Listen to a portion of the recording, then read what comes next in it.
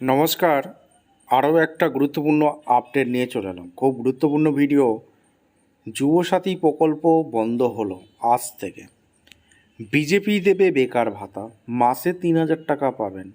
কবে টাকা ঢুকবে আজকের এই প্রতিবেদনে বলবো। কিভাবে আবেদন করবেন সেটাও এই প্রতিবেদনে বলবো। চ্যানেলে ফার্স্ট টাইমে থাকলে চ্যানেলটাকে সাবস্ক্রাইব করে বেল আইকনটা টিপে রাখতে হবে লেটেস্ট গুরুত্বপূর্ণ আপডেট পাওয়ার জন্য। আজকের এই ভিডিওতে বিস্তারিতভাবে ব্যাখ্যা করব যুবসাথী প্রকল্প বন্ধ হয়ে গেল কারণ সরকার পরিবর্তন হয়ে গেল। আগে ছিল তৃণমূলের সরকার, যেটি একদম তৃণমূল সরকারের মমতা বন্দ্যোপাধ্যায়ের নিজস্ব প্রকল্প যুবসাথী প্রকল্প। সেই প্রকল্প বন্ধ হয়ে গেল কারণ সরকার পরিবর্তন হলো। 4 তারিখের রেজাল্টে বিজেপি সরকার ক্ষমতায় এলো। এই বিজেপি সরকার সংকল্প করতে আসার আগেই বলে দিয়েছিল বিজেপি দেবে বেকার ভাতা, মাসে 3,000 টাকা করে পাওয়া যাবে।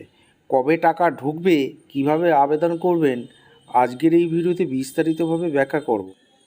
বিজেপি সংকল্পপত্রে বিজেপি ক্ষমতা আসার আগেই বলেছিল যে বাংলায় যদি ক্ষমতা আসে তাহলে বেকার ভাতা চালু হবে, অর্থাৎ 3,000 টাকা দেওয়া হবে।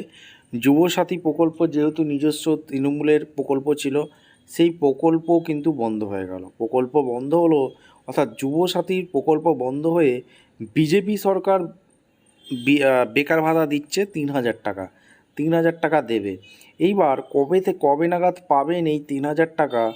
আপনার যে যুবসাথী প্রকল্পে মে মাসে টাকা ঢোকার কথা ছিল সেই টাকা কিন্তু বন্ধ হয়ে গেল। সেই টাকা আর পাওয়া যাবে না, কারণ বিজেপি সরকার যেহেতু ক্ষমতায় চলে এসছে। বিজেপি সরকার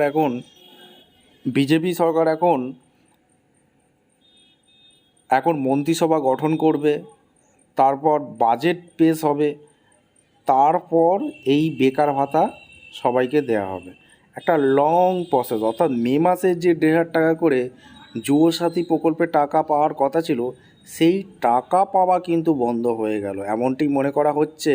কারণ সরকার যেহেতু পরিবর্তন হয়ে গেছে, এখনও মন্ত্রিসভা গঠন হয়নি, বাজেট পেশ হয়নি।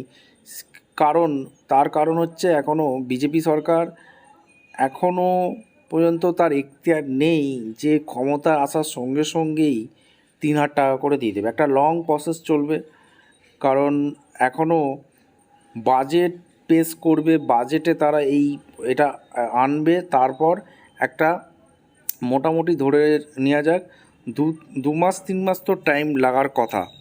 এইবার কি হবে দেখার বিষয়। মোটামুটি এটাই ধরে নেওয়া যাচ্ছে যে মে মাসে যারা যুবসাথী প্রকল্পে টাকা পাওয়ার কথা ছিল সেই টাকা পাওয়া বন্ধ হলো, এখনও পর্যন্ত দেবে না। মোটামুটি বিজেপি এখনও মন্ত্রিসভা গঠন হোক, বাদবাকি সব গঠন হলে একটা বাজেট অধিবেশন হবে, তারপর থেকে দেওয়া চালু হবে। এইবার মোটামুটি আপনাদের বোঝাতে পারলাম। এইবার কি কি ডকুমেন্টস লাগবে, বিজেপি সরকার যদি মনে করে যে যুবসাথী প্রকল্পে যারা আবেদন করেছিল তাদের যারা ফর্ম ফিল আপ করেছিল তাদের ডাইরেক্ট যুবসাথী বন্ধ করে 3,000 টাকা ডাইরেক্ট দিয়ে দেবে, তাহলে সেটা খুব তাড়াতাড়ি হয়ে যাবে। এবার বিজেপি সরকার যদি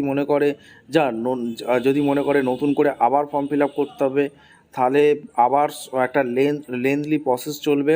কারণ ফর্ম ফিল আপ হবে, ডকুমেন্টস ভেরিফিকেশান হবে, তারপর সবাইকে টাকা দেওয়া হবে। এই হচ্ছে ব্যাপার। মোটামুটি একটা প্রসেস চলবে। এবার কিন্তু এই মে মাসের টাকাটা এখনও পর্যন্ত পাওয়া যাবে না, ঠিক আছে? এমনটি আপডেট উঠে আসছে।